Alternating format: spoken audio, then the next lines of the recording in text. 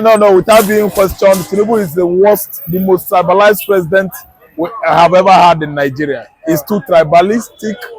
Tinubu is too selfish. He's bent on individualistic mentality of a thing. He's bent. He's stricken. He's stricken. Individualistic mentality thing. Tinubu is stricken. No one understand my English. So what I'm trying to say is not to crucify him, but when you talk about Atiku, is the Atiku blind? Tinubu and Buhari, whom are you going to accuse of being more tribalistic out of the two? Because I know that when Buhari was here, Buhari totally, all the public offices in Nigeria, he employed Fulani. Tell me why. 96 positions, Fulani. How many positions were being held in Yoruba during this Tinubu regime? I'm not trying to exonerate Tinubu, to say Tinubu is a good man. No. But I'm trying to tell you from the angle Atiku is speaking from. Atiku is a Fulani man, and Fulani man will never stop from supporting his own. Atiku should go and sit down. Why? When Buhari was here, did Atiku meet him and say it's tribalistic? Because when you look at the back, Fulani, front Fulani, everywhere Fulani, during Buhari regime, why is it that he failed to criticize him over tribalism going on in the past administration up to the 96th position of federal appointments were just given to the House of Fulani? Atiku did not talk. See, let me tell you. I know Tinubu. I know I'm an Igbo man. I don't fear anybody. Okay? Accusation of tribalism against Tinubu by Atiku. Atiku is a shameless man who cannot come out and say the truth. He thinks if he say that, Igbos would rejoice. Hey, Atiku don't crucify Tinubu. Atiku, we are not fools. I'm an Igbo man. They could not try return Igbo man's mandate to him. No, all of una. Una be the same. Waiting for B mandate. I'm from Anambra. I voted Buhari. I voted Obasanjo na Yoruba. I voted Abiola na Yoruba. I'm an Igbo man. I don't get anything against anybody. Somebody that will go do better thing, I might go vote. Oga, forget attacking Tinubu, say he's a tribalistic man. You and your brother, Buhari, what will not be? No, I think you and Buhari, what will not be? You will be vice president of Obasanjo. What he can do for Igbo man? Is it not going to carry marry Sandra, marry Jennifer? Where people go marry Genevieve in Nigeria and go dump him somewhere? That one may be tribalism, Abi. Because I'm on the game call you get pick in a way they take power sword. Abi, each jam will get a sword. Listen and listen good. Tinubu might be tribalistic. It might not be. Man, Igbo man, what Tinubu is doing is too bad, thoroughly bad. After releasing the Igbo war, he allowed Nnamdi Kanu to be there. He's a tribal man, over ethnicized, a man that is bent on ethnic violence, ethnic violation. Let me use it on Nnamdi Kanu's case.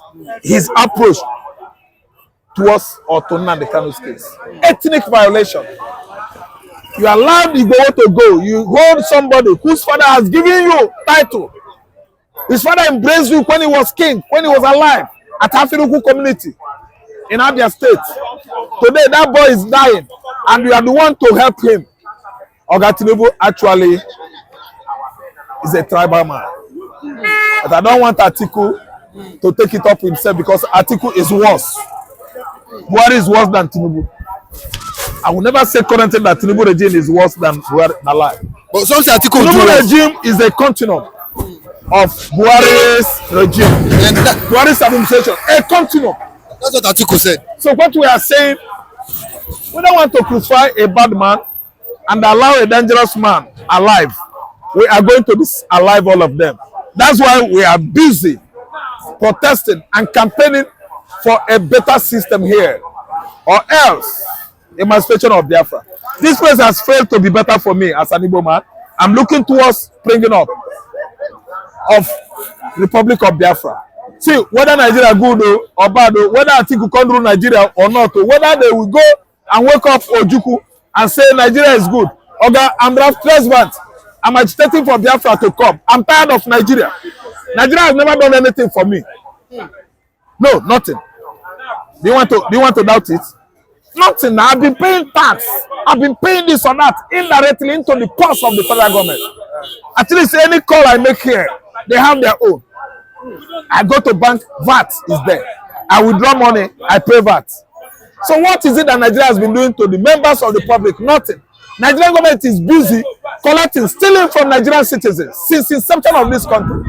And what they are doing often and often is to go to abroad, go to China, enjoy themselves in China, first class road, 14, 28 lanes, drive freely, visit Chinese restaurants, enjoy first class dish, food in the world. Coming back to Nigeria, they will start visiting Bukateria, Mama Put, Gota, stinking and smelling. Go to China and see modern world. Third world country. Is there any Gota like this? Okay, look at the Gota, they are stinking everywhere, every here and there. Go to Ocho and see Gota stinking. Go to Muchi, dirty Gota. Okay, Nigerian infrastructures over the years degenerated to this dilapidated level, and nobody is talking, nobody is caring.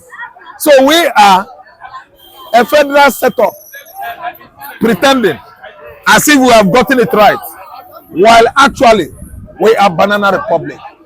Nigeria has not met up with federal states, yet we pretend that Nigeria is a federal state. We are not a federal state. If you see the structures that make America a federal state, you will clap for the US. Nigeria, rat race, rat country, rat community, rat colony, quasi-federalism. We have not gotten to anywhere. This place is the ugliest country in the world. But although some have said that Atiku would have done much worse if he had become the president of Nigeria. Do you agree to that? Atiku would have sold us to Cameroon. Atiku would have done worse. Why? Yoruba man is better than Fulani man. I've checked it, I've seen it. Oga, Yoruba man can do you anything as Igbo where you be, but I don't think they are the same level of hatred against Igbo with Fulani. It's a lie. Yoruba man is better than Fulani man. Let me just leave it that way, because if Atiku won an election here, oh my God.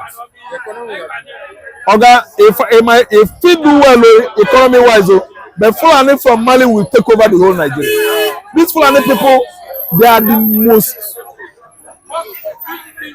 racialized tribe in Africa. They love themselves. They speak a language that is only Igbo man could learn it and know it. No other tribe can understand Fulani.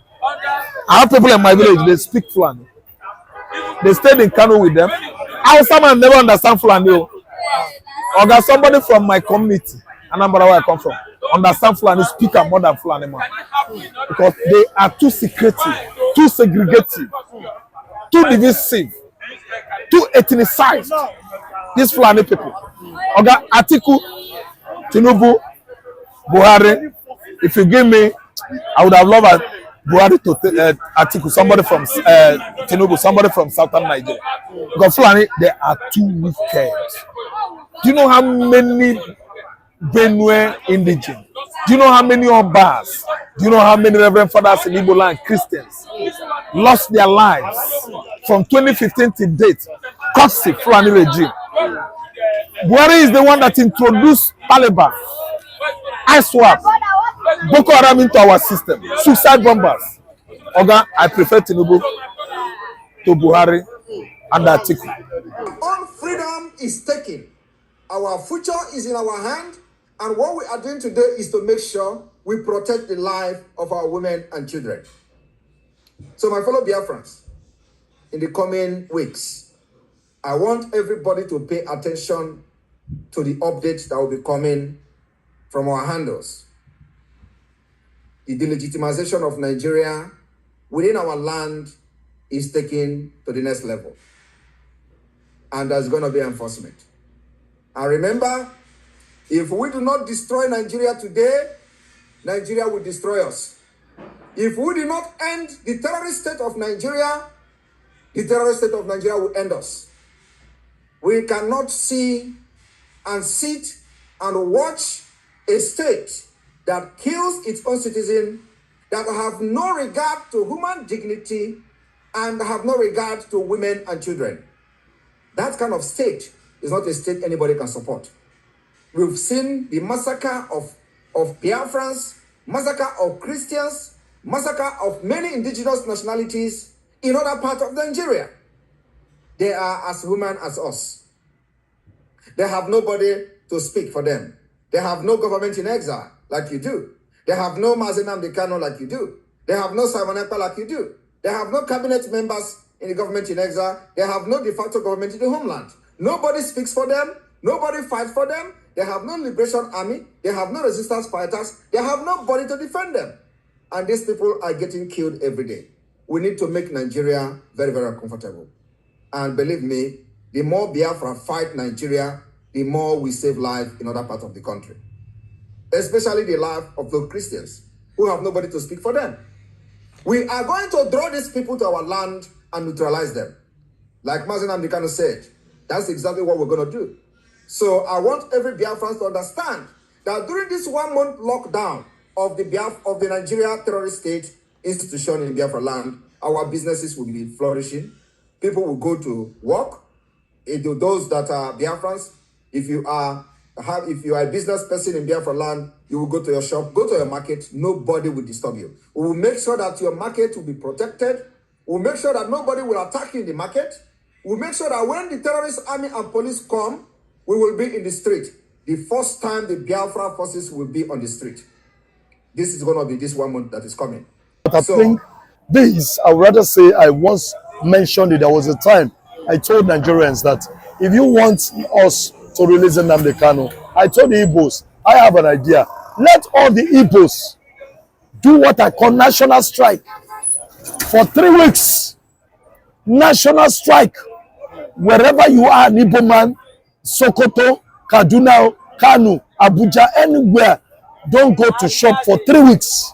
Let us all strike. Let me see if God no go punish Tinubu to release Nnamdi Kanu. No, this is Oga. Please let me just say my mind. We are just talking on national television. When you use a language does not mean you are abusing somebody. See, the thing is, we Nigerians, Igbos, they are intimidating us. Not that they are not intimidating us. You cannot expect the people that are intimidating to be watching like fools. They are intimidating us. I've always said it. Let us all come together. Let us just fix 3 weeks. We strike so that something should be done for Nnamdi Kanu to be released. But somebody told me it's not going to be easy. The Igbos will not cooperate. I said that is the best thing. But right now, Samapa is bringing it. To me, I think it's a welcome idea. I will not say it's not a welcome idea. It is a welcome idea because it's high time we send a message to federal government that what they are doing, enough is enough. You cannot be delaying Nnamdi Kanu there. What is his offense? You cannot be delaying him there. So what I'm trying to say is this. It's quite unfortunate. Brother, do you know it is in this country? Let me use this language for you. It is in this country, even a drug baron, you know, there is a drug baron. Once he becomes a president, they say no, nobody should talk to him. He's a president now. But you know him then as a drug baron. So what I'm saying is this. Please, when you are addressing somebody, you don't expect me as I am to come out to talk to my president anyhow. No. But when your president is not performing his duty, you can address him anyhow. Because the masses are not enjoying. It's only in Nigeria. See, I keep saying it. It's only this country when you want to talk to press. You want to call your president and say, shh, shh. What? In America, nobody does that. My president is not performing. I can call him any name. To hell with you. But what do we have in Nigeria? That's what I call Africa. Democracy. That's why in a democracy system. Africa. That's what we call it. So that's just it. Because this is the same people that are intimidating you.